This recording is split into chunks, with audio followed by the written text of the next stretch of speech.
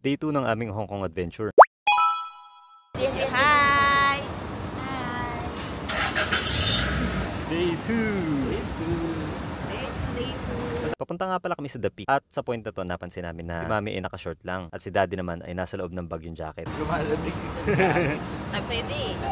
Di ba, nagulat ako naka-short. Parang lang magpupunta ng tayo. Malamig kasi usually dyan sa The Peak, kaya baka hindi kayanin ang suot nila. So bumalik muna sa room si Mami para magpalit ng damit. At si Daddy naman ay nilabas muna ang jacket niya. Eto, ready na kami. Hi! Saan pupunta? The Peak in Central. Central, kailangan natin mag-MRT. MRT ba tawag dito? MTR pala. So papunta kaming Yau Ma Tei Station para sumakay ng train papuntang Central.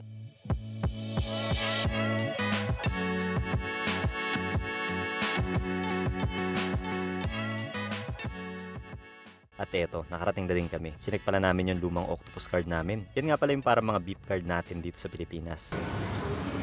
May laman pa. 58 pa? Yung isa?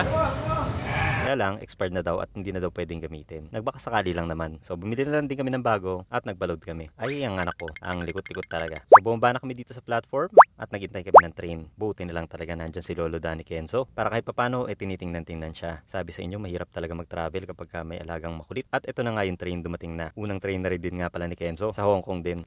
So ito, sumakay na kami. Hindi jump pack usually sa mga train dito sa Hong Kong. Syempre, hindi kagaya sa Philippines. Alam niyo na. At after mga 10 to 15 minutes na biyahe, nakarating din kami sa Central Station. Kumusta kaya yung first train ride ni Kenzo? Mukhang nasiyahan naman siya. Pababaan na rin kami na escalator at aliw na aliw at mukhang tuwan-tuwa din siya sa mga nakikita niya. At ako naman bilang tatay, aliw na aliw din na nakikita kong ganyan yung anak ko.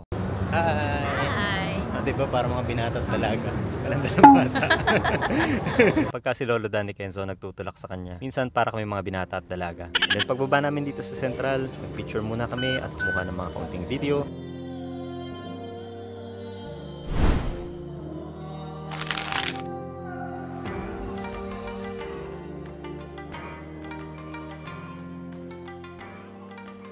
Mainit yung weather dito. Buti kahit paano may dalang payong yung asawa ko.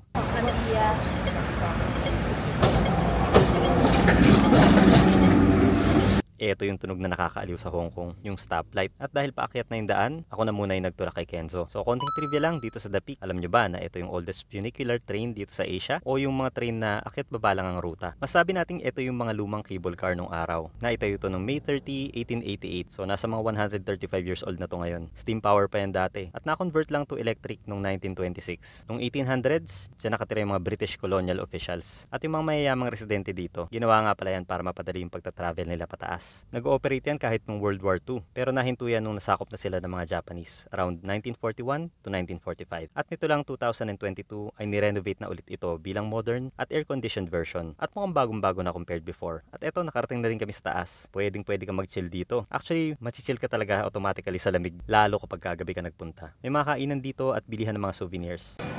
Donald!